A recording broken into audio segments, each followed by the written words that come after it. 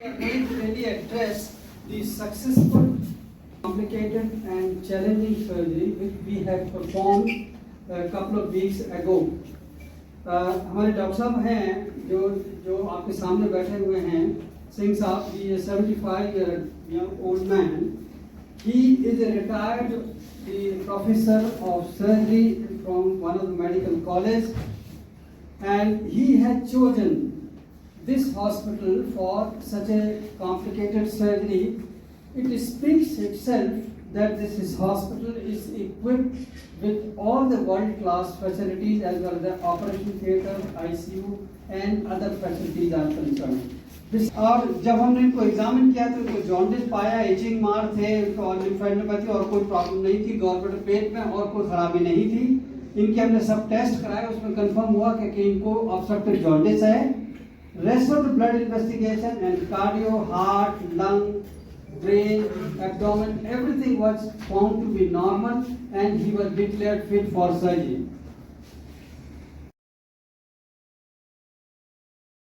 Hospital में एक pancreatic tumour case का सफल ऑपरेशन किया और इस सफलता के पीछे आई थिंक जो हमारे सर्जन हैं जिनका कि इंटर डिपार्टमेंटल कोऑर्डिनेशन अच्छा रहा और हमारी टेक्निक काफ़ी अच्छी थी और यहाँ पर जितने स्टाफ हैं जिन्होंने इस पेशेंट की अच्छी तरह से देखभाल की, उसकी वजह से इस पेशेंट का एक अच्छा आउटकम रहा और द पेशेंट वे में डिस्चार्ज हुआ.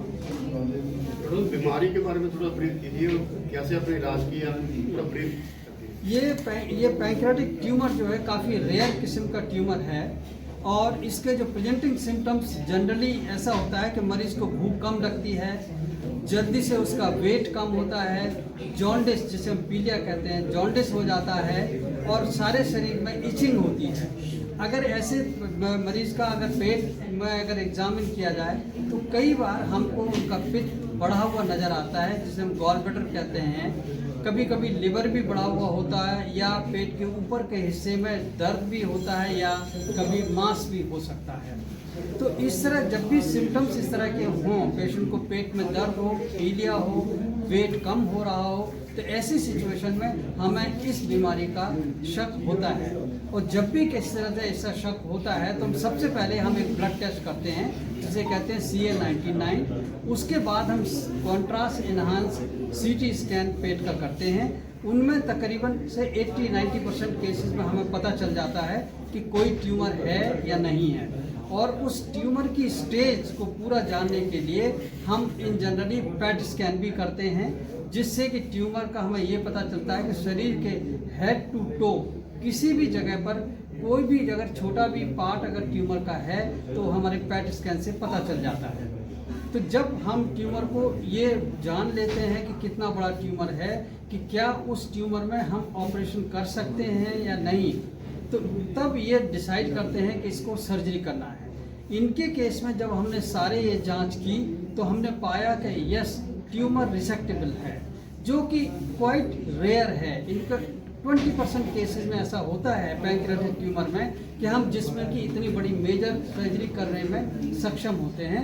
अदरवाइज 80% केसेस में ट्यूमर पैंक्रियास से बाहर निकल चुका होता है, शरीर में निकल जाता है और ऐसे केसेस में फिर हम ऐसी मेजर सर्जरी रिकमेंड नहीं करते हैं. इनके केस में चूँकि ट्यूमर वहीं पर था इसलिए ये सर्जरी संभव हो सकी है. ट्यूमर को कभी भी ऑपरेशन करने के पहले हम टेलीस्कोप से पेट में देखते हैं.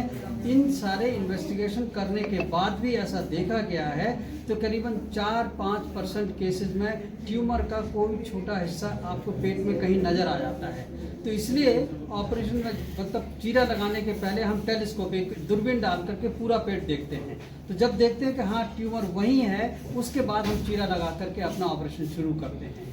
सर, क्योंकि कैंसर ट्यूमर्स के जो संख्या है, मरीजों की संख्या लगातार बढ़ रही है और नए नए तरह के कैंसर और नए नए तरह के ट्यूमर निकल के आ रहे हैं. इस समय लोगों को क्या किस तरह से सावधान रहना चाहिए और सेहतमंद रहना चाहिए? ये आपने बहुत अच्छा क्वेश्चन पूछा.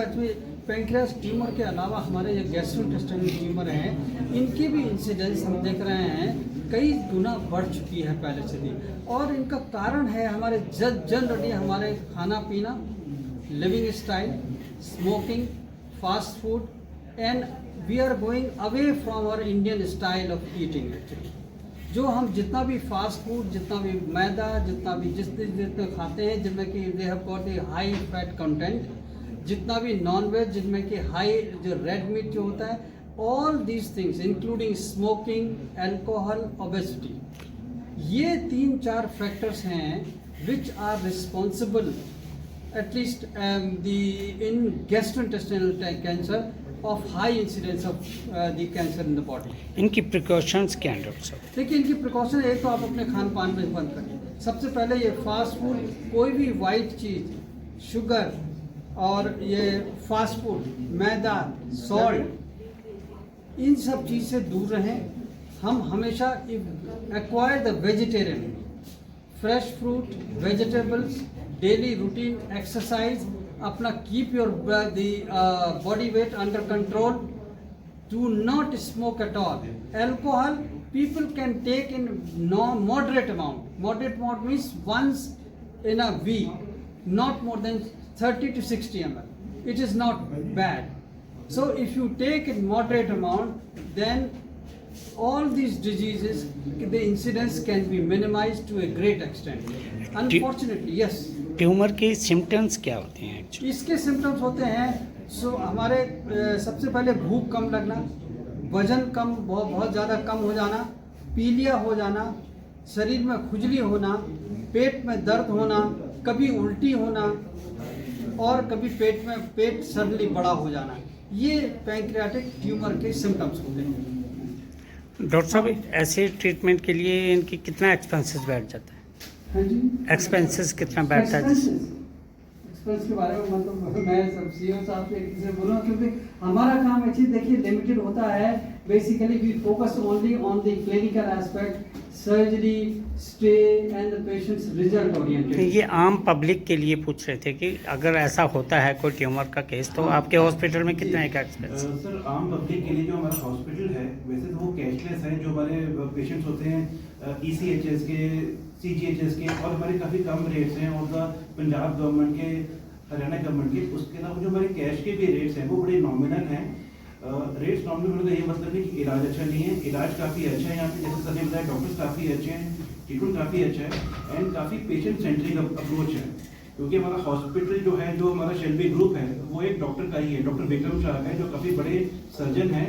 तो पेशेंट सेंट्रिक अप्रोच को लेते हुए the chances are not that very high. इसको कम करना है तो हमें ये 5 चीज़ अपनानी पड़ेगी।